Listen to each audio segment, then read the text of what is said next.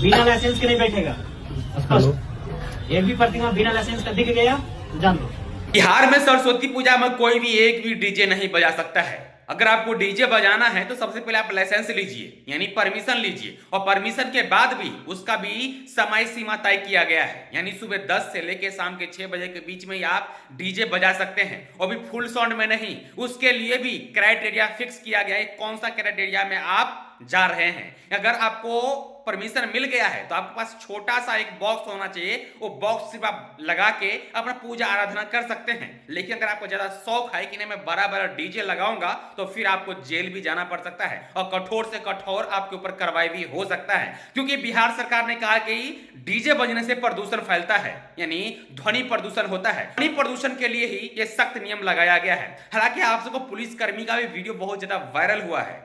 सरस्वती पूजा के जो भी आपका पंडाल बन रहा है उसमें आप किसी भी प्रकार का डीजे पर पूर्णतः प्रतिबंध किया गया है। जिसे पुलिसकर्मी कहते हैं कि आप परमिशन पहले ले लीजिए, लाइसेंस पहले ले लीजिए, उसके बाद आप पूजा शुरू कीजिएगा। अगर बिना लाइसेंस का, बिना परमिशन का अगर आप पूजा करेंगे तो जो भी पूजा कमेटी रहेंगे उसके ऊपर कठोर से कठोर कार्रवाई किया जाएगा। लेकिन आप सबको पुलिसकर्मी पे गरमाने की जरूरत नहीं है। अगर आप लोग को गुस्सा भी आता हो कि भाई पुलिसकर्मी इस तरह से हमको क्यों कहता है, तो आपको सम्राट चौधरी पे गुस्सा करना चाहिए, क्योंकि पुलिसकर्मी का भी समय सीमा है, उसका भी कुछ नियम है। वो जो काम करते हैं तो अपने काम को भी अच्छे से निर्वहन करेंगे। अगर आपको गुस्सा आ ही रहा है तो आपको सम्राट चौधरी पे गुस्सा आना चाहिए, क्योंकि पुलिस का भी बिहार नहीं चला रहा है। बिहार कौन चला रहा है? नीतीश कुमार जी, सम्राट चौधरी जी और विजय सिन्हा जी। तो जो सबसे बड़े पोस्ट पे बैठे हैं, जिसको आप हिंदू का सबसे बड़े ठेकेदार मानते हैं, उनके ऊपर आप सबको गुस्सा आना चाहिए, क्योंकि वही हिंदू का जो ठेकेदार है, अभी वही लोग ये आदेश दिए हैं पुलिसकर्मी को कि एक भी जिला में, एक भी प्रखंड में, एक भी वार्ड में ध्वनि प्रदूषण नहीं फैलना चाहिए, कहीं पर भी डीजे नहीं बजना चाहिए। अगर डीजे कहीं पे बजेगा तो फिर आपके ऊपर एफआईआर भी होगा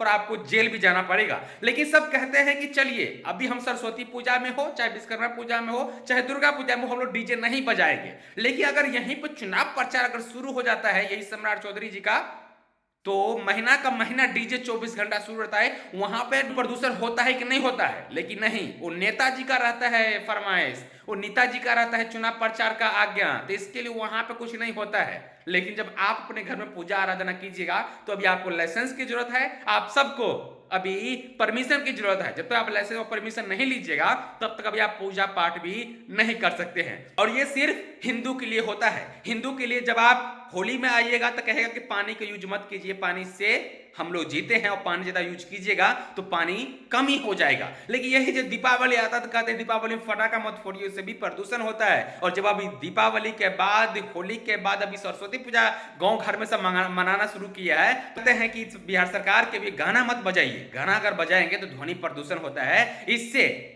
बहुत लोग को हार्ट अटैक भी हो जाते हैं। हम मानते हैं हार्ट अटैक होता है, लेकिन कुछ क्राइटेरिया भी फिक्स करना चाहिए था। लेकिन नहीं, ये सिर्फ फिक्स बैठता है नेताजी के लिए। नेताजी का अगर कहीं पर काफिला जाएगा तो वहां पे 5-6 डीजे एक साथ जाएगा तो कोई दिक्कत नहीं है, लेकिन आम जनता का नहीं जाना चाहिए, क्योंकि वहां पे ध्वनि प्रदूषण नहीं होता है, यहाँ पे ध्वनि प्रदूषण होता है। खैर, अभी आप लोग बताइए कि आप लोग परमिशन लिए हैं या नहीं लिए हैं। अगर नहीं लिए हैं तो फिर पूजा मत कीजिए, नहीं तो आपको जेल जाना पड़ सकता है। बिना कोई भी मूर्ति बिना लाइसेंस के नहीं बैठेगा।